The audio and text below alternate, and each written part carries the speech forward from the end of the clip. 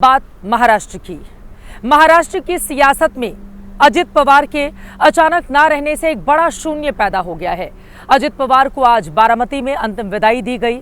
मैं बारामती में ही आज दिन में मौजूद थी। अजित पवार पंचतत्व में विलीन हो गए और इसी के साथ उस शून्य को भरने की कोशिशें भी अब शुरू हो गई हैं कि उनका उत्तराधिकारी कौन होगा, कौन एनसीपी को यहां से आगे लेकर जाएगा जहां अजित पवार छोड़कर गए हैं।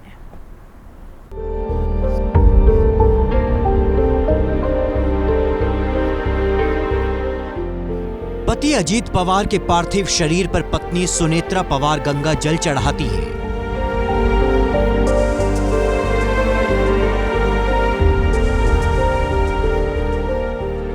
फिर पति के चरणों में आखिरी नमन करती है।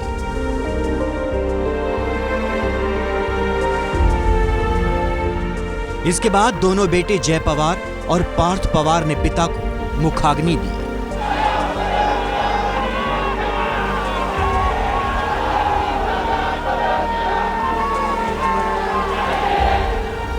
इस तरह महाराष्ट्र की सियासत के अजात शत्रु अजीत पवार पंचतत्व में विलीन हो गए।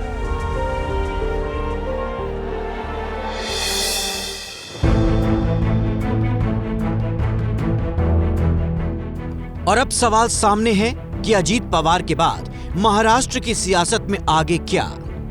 इस सवाल के जवाब तक पहुंचने से पहले महाराष्ट्र की सियासत में अजीत पवार होने के मायने समझिए।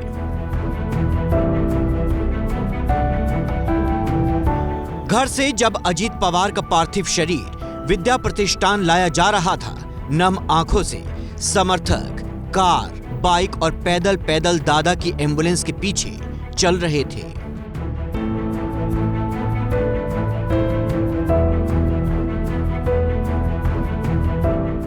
ऐसा हमारे अजीत दादा थे। अभी इतनी बारामती सुनी हो गई ना, सब बोलते कि बारामती का कैसा विकास होगा। अभी हमारे दादा बहुत अच्छे थे, बहुत अच्छे थे हमारे दादा। दादा के लिए बोलने के लिए कुछ भी शब्द नहीं है हमारे पास। कोई शब्द नहीं। कैसे याद करेंगे अजीत दादा को? वो हमेशा हमारी याद में ही रहेंगे। मुझे अभी भी यकीन नहीं हो रहा है कि आदमी जा चुका है। बारामती के विद्या प्रतिष्ठान मैदान में मानो पूरा बारामती उमड़ पड़ा हो। समर्थकों की नम आंखें और अजीत दादा की जय के नारे सब कुछ बयां कर रहे थे।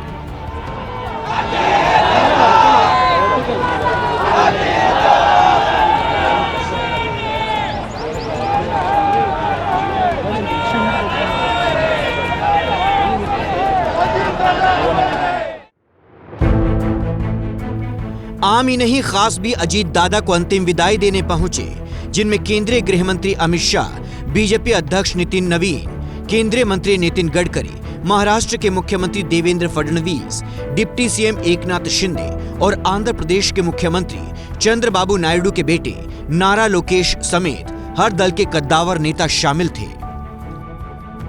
हर दल के नेताओं से संबंध हो या फिर जननेता वाली छवि, अजीत पवार भारतीय राजनीति के ऐसे विरले नेताओं में थे।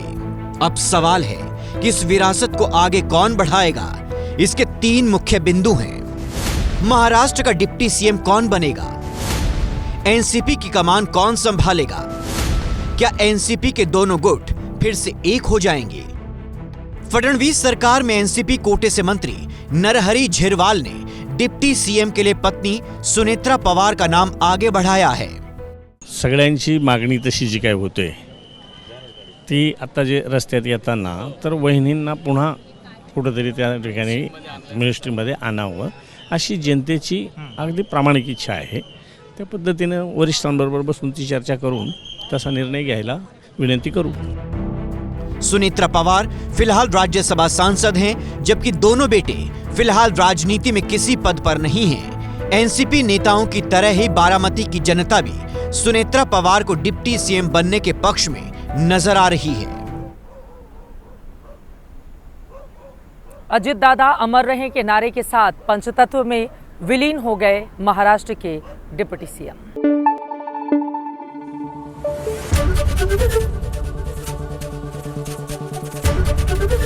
एबीपी न्यूज आपको रखे आगे।